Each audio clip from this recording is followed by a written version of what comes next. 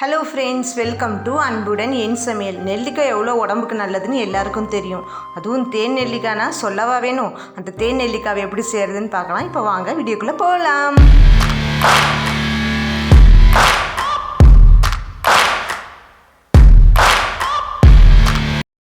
இன்றைக்கி பார்த்தீங்கன்னா 1/4 கிலோ போல் நெல்லிக்காய் எடுத்திருக்கேன். நல்லா விளைஞ்ச நெல்லிக்காவாக எடுத்திருக்கேன். இதை நல்லா வாஷ் பண்ணிவிட்டு ஒரு சொட்டு தண்ணி இல்லாமல் நல்லா தொடச்சி எடுத்துக்கோங்க.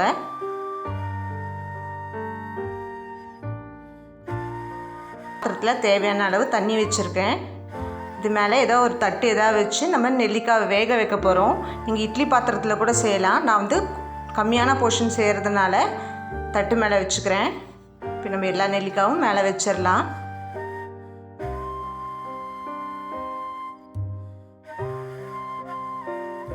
தட்டு போட்டு மூடி ஒரு 3 நிமிஷம் போல் நல்லா வேக வைக்க போகிறேன். அந்த ஆவிலே வேகட்டும். 3 நிமிஷத்துக்கு அப்புறம் நான் எடுக்கிறேன். நெல்லிக்காய் நல்லா வெந்திருக்கு, கலரும் நல்லா சேஞ்ச் ஆகிருக்கு.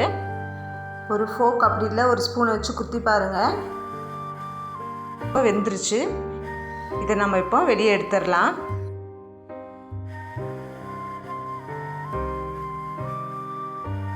இதை ஒரு பிளேட்டுக்கு மாற்றிடலாம். இது மாற்றிட்டு இந்த நெல்லிக்காய் வந்து நல்லா ஆறணும். இன்னும் இது ஆறலை. இதை வந்து நம்ம வந்து என்ன பண்ண போகிறோன்னா ஒரு ஃபோக் அப்படி இல்லைன்னா ஏதாவது ஒரு கத்தி எடுத்து நம்ம எல்லாத்துலேயும் நல்லா குத்தி விட்டுக்கலாம். ஏன்னா அப்போ தான் தேனில் நம்ம ஊற வைக்கும் போது தேன் வந்து உள்ளே நல்லா இறங்கும். இது சூடாக தான் இருக்குது.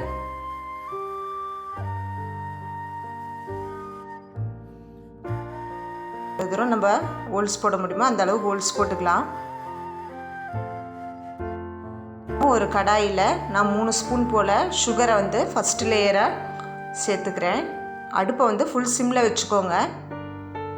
ஏன்னா இதில் நான் வந்து தண்ணி சேர்க்க போகிறது கிடையாது. வேக வச்ச நெல்லிக்காவை ஒவ்வொன்றா உள்ளே சேர்த்துக்கலாம்.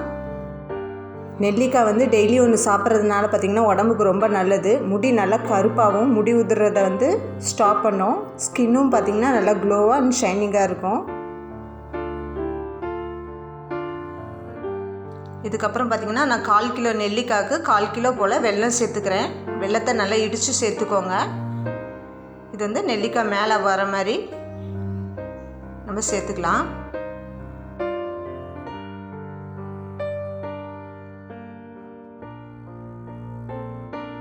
இப்போ இந்த வெல்லத்தில் இருந்தும் நெல்லிக்காயில் இருந்தும் நமக்கு லேசாக தண்ணி வரணும். கொஞ்சம் ஈரப்பதம் வந்ததுக்கப்புறம் நம்ம தண்ணி சேர்த்துக்கலாம். பாருங்கள், லேசாக ஈரப்பதம் வந்துருச்சு.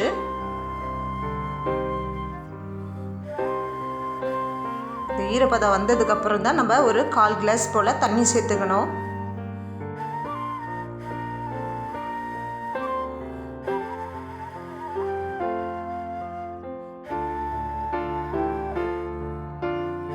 இப்போ பாருங்கள், வெல்லம் வந்து தண்ணியில் நல்லா கரைஞ்சிருச்சு. இப்போ இது நல்லா ஒரு கொதி வரட்டும். இது வந்து நெல்லிக்காய் வந்து கொஞ்சம் பாதி போல் வெந்திருக்கு. நெக்ஸ்ட் ஸ்டேஜ் பார்த்திங்கன்னா இதுமாதிரி நல்லா கெட்டியாகும். உங்களுக்கு அந்த கலர் பார்த்தாலே தெரியும்.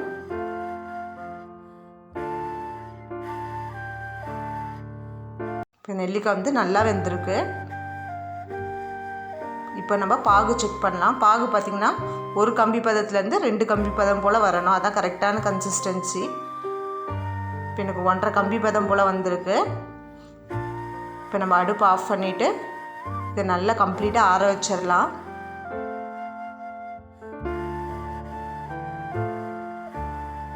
பாருங்கள், தோல்லாம் நல்லா சுருங்கி இப்போ நல்லா பார்த்திங்கன்னா நல்லா ஆறிடுச்சு. பாருங்கள், முன்னமர்ந்ததோட இந்த சிரப் வந்து நல்லா திக்காகிருக்கு.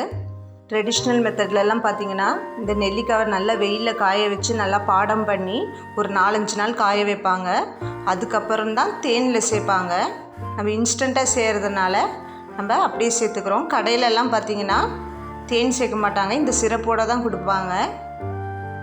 இப்போ இந்த நெல்லிக்காய் வந்து ஒரு பவுலில் நம்ம வடிகட்டிக்கலாம். நம்மளுக்கு மேலே இருக்க நெல்லிக்காய் மட்டும்தான் தேவை, கீழே இருக்க சிரப் இப்போதைக்கு தேவையில்லை.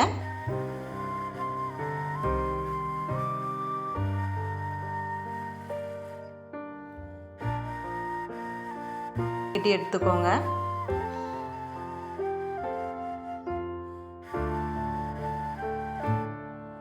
வடிகட்டிட்டோம். இந்த சிரப் வந்து வேஸ்ட்டு கிடையாது, நம்ம பாலில் வந்து கலக்கி குடிக்கலாம். அப்படி இல்லைன்னா இதில் ட்ரை ஃப்ரூட்ஸ் அண்ட் நட்ஸு சேர்த்து நல்லா ஊற வச்சு குழந்தைங்களுக்கு 1 ஸ்பூன் 2 ஸ்பூன் போல் டெய்லி கொடுத்து வந்திங்கன்னா உடம்புக்கு நல்லது. ஏன்னா இதில் வந்து வெல்லம் தான் சேர்த்துருக்கோம், வெல்லமும் நெல்லிக்காயோட சாரும் தான் இருக்குது. இதில் அயன் அண்ட் கால்சியம் சத்து இருக்கிறதுனால குழந்தைங்களுக்கு தாராளமாக கொடுக்கலாம். இப்போ இந்த நெல்லிக்காவை ஒரு பாட்டிலில் சேர்க்க போகிறோம். அந்த பாட்டிலை வந்து நல்ல சுடு தண்ணியில் கழுவிட்டு வெயிலில் காய வச்சுட்டு அதுக்கப்புறம் தான் நம்ம உள்ளே சேர்க்கணும். ஒரு சொட்டு தண்ணி இருக்கக்கூடாது. தண்ணி இருந்துச்சுன்னா சீக்கிரம் கெட்டு போயிடும். நான் கம்மியான குவான்டிட்டி தான் செஞ்சுருக்கேன், அதனால் இது எனக்கு 1 வாரம் போல் வரும். நீங்கள் பல்காக செய்கிறதுனாலும் இதே மெத்தடில் செஞ்சுக்கலாம்.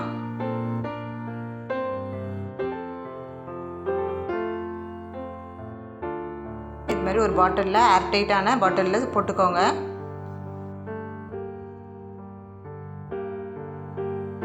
இப்போது இதில் வந்து நான் தேன் சேர்க்க போகிறேன்.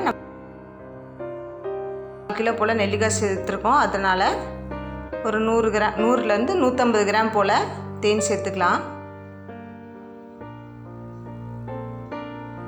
ஓரளவு முங்குற அளவுக்கு நம்ம தேன் சேர்த்துக்கணும்.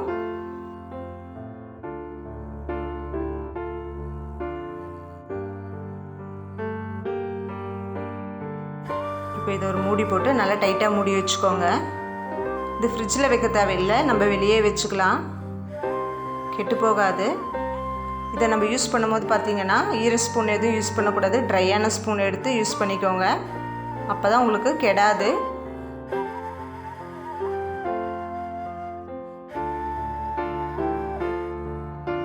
இந்த வீடியோ உங்களுக்கு கண்டிப்பாக யூஸ்ஃபுல்லாக இருக்கும்னு நினைக்கிறேன். இந்த வீடியோ உங்களுக்கு பிடிச்சிருந்ததுன்னா மறக்காமல் லைக் பண்ணுங்கள், ஷேர் பண்ணுங்கள், சப்ஸ்கிரைப் பண்ணுங்கள். பக்கத்தில் இருக்க பெல் ஐக்கானை ப்ரெஸ் பண்ண மறக்காதீங்க.